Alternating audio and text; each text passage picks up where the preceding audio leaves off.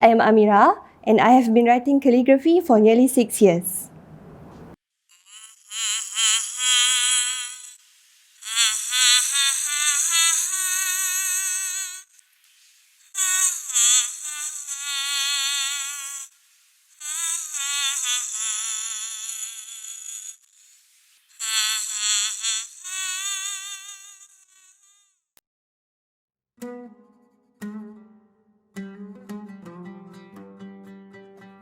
Assalamualaikum. My name is Siti Nur Amirah binti Muhammad Raimi. I work full-time as a consultant, but during my free time, especially on weekends, I write calligraphy and I do a lot of research about it for content and learning development to support calligraphy trainers and students. One of the things that I do is to have discussions between us and our friends in Turkey, Malaysia and Indonesia to exchange ideas, learning materials and teaching techniques just to have a support system. And especially for us, we want to make sure that whatever that we produce here in Singapore is a work in progress towards the standard that is recognized by the international community of calligraphers, so that at least we can do our part in preserving our history.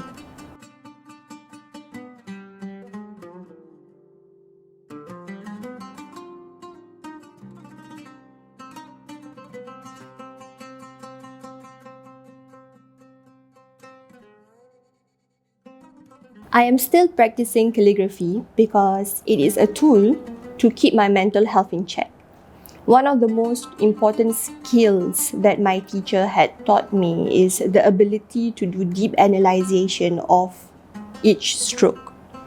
So usually before I start writing, I will analyze every single detail of the stroke and I will make sure that I am using the correct motor skill to execute it. So writing for me involves a lot of thinking and a lot of planning.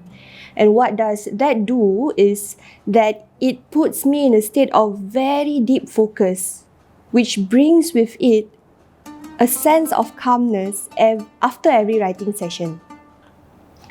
And as time passed, I find that the calmness helps to ground me, helps to balance my mind, and finally I start to feel normal. I can think clearer and I feel well and healthy.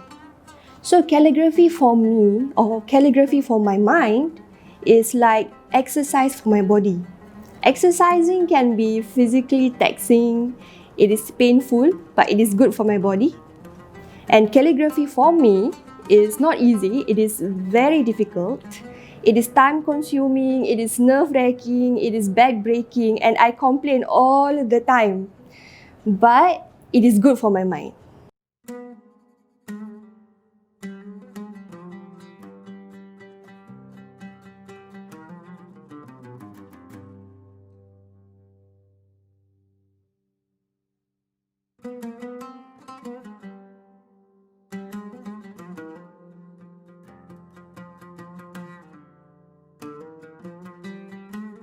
I have two favorite verses from the song. The first verse, Sama-sama maju ke hadapan, because it tells me to keep moving forward.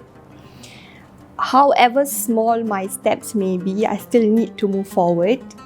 Even though everyone around me is moving fast or have already built their own lives or anything, I still need to move forward. I cannot stop and I need to try my best every day.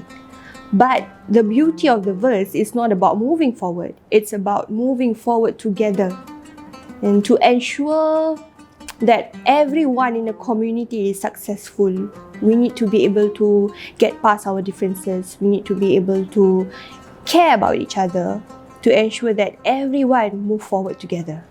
My second favorite verse from the song is the verse Rajinlah supaya berjaya, because it tells me that to be able to succeed, I need to be rajin. I cannot be lazy. I need to practice diligence in my life so that I can be successful. I am attracted to that verse because when I go to work every day, I see my colleagues, my senior colleagues, people who are from the generation before me, they still turn up at work. They still work hard. They turn up every day relentlessly, and they had lived their lives diligently, trying to provide for their family.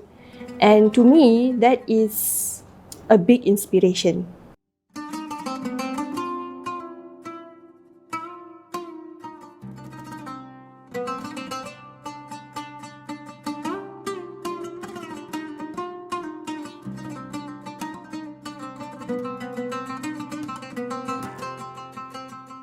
When I was told that I can write anything for this project, I was so happy because for all of my past exhibitions and showcases, I will write a text, or I wrote a text upon the recommendation of my teachers. So I will consult them and they will tell me what to write according to my ability at that point of time.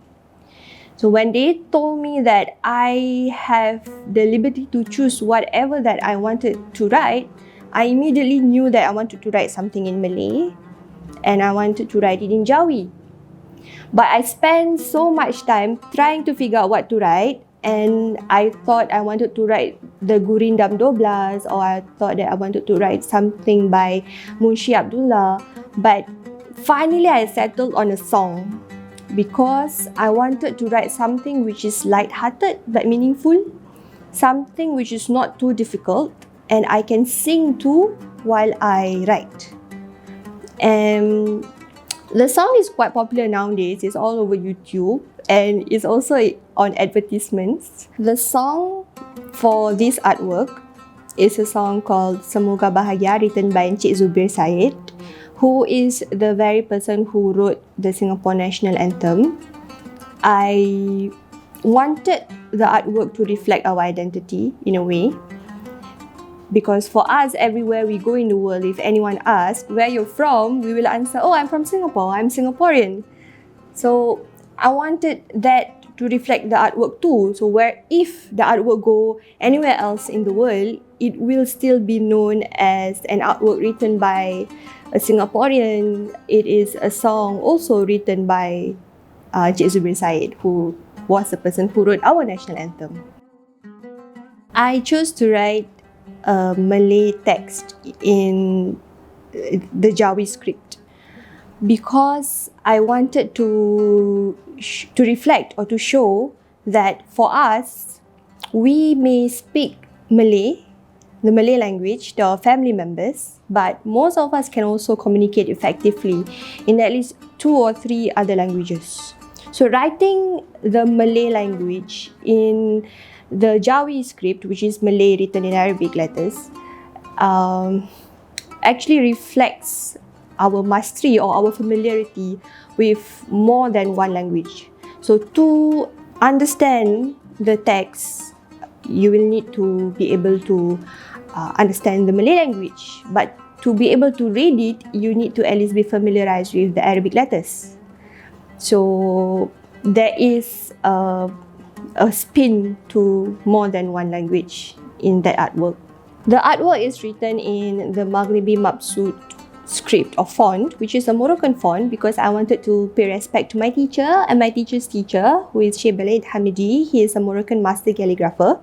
His passion and dedication to teach calligraphy had impacted my teacher, Ustazah Atika Suami, so much that whenever you are in a room with both of them, they are so passionate about calligraphy, and their dedication to me is very inspiring. It is something which is very rare.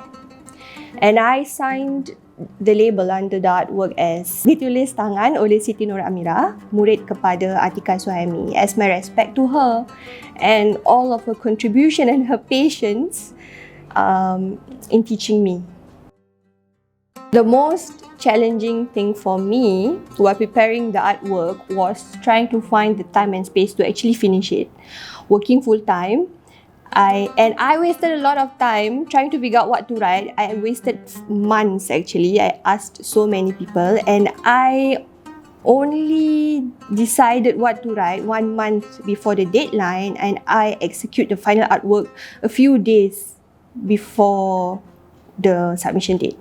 So the time was pressurizing, but it was fun because the artwork itself was not a heavy artwork. And then I had to find space, because if I need to get into the mood of executing my artwork, I will need a lot of personal space. I will need my working area to be a certain condition. It cannot be too bright, cannot be too cold. Because when I'm writing, I'm so deeply focused that I do not have any energy left for any social interactions. So I rarely have time or energy to have any meaningful conversations with my family. And for that, I am always thankful to them for understanding. For the few weeks that I need to finish the artwork, they will leave me alone. They will let me have my personal space, especially in my working area. And I suppose I wrote this also for them.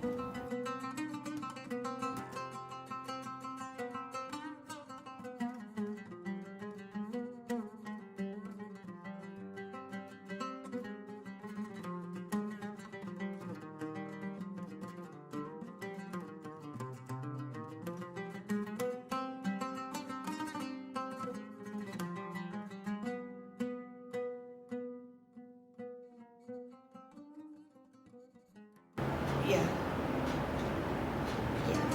Can I have that kind of yeah? One of the sorry. One of the things